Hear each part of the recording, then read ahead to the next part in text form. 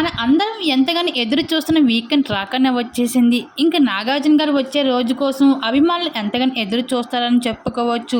ఇంక ఆ రోజు రానే వచ్చేసింది. ఇంక స్టార్ మాల ప్రోమో చూసుకున్నట్లయితే బిగ్ బాస్ హౌస్లో 14వ వారానికి ఎవరు ఎలిమినేషన్ అవుతారన్నది సోషల్ మీడియాలో చాలా ఆసక్తిని రేపుతుంది. అయితే ఇప్పటికీ ఈ వారానికి విష్ణుప్రియ ఎలిమినేషన్ అవుతుంది అని సోషల్ మీడియాలో చాలా వార్తలు అయితే వినిపిస్తున్నాయి.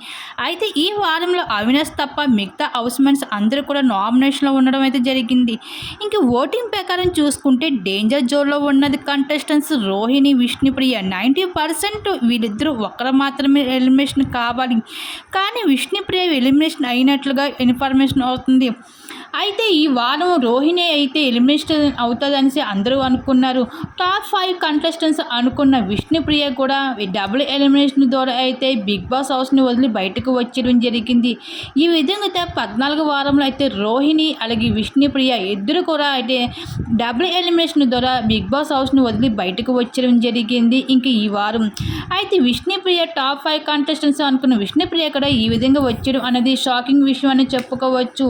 ఇంక ఈ విధంగా అయితే బిగ్ బాస్ హౌస్లో 14వ వారానికి అయితే విష్ణుప్రియ ఎలిమినేషన్ అయిపోవడం జరిగింది. రోహిణి కూడా. మరి విష్ణుప్రియ రోహిణి ఎలిమినేషన్పై మీరేమనుకుంటున్నారు? మీ అభిప్రాయం తప్పకుండా కామెంట్ సెక్షన్ షేర్ చేసుకోండి. అలాగే ఈ సీజన్కి ఎవరు విన్నర్ అవుతారనుకుంటున్నారు? మీ అభిప్రాయాన్ని తెలపండి.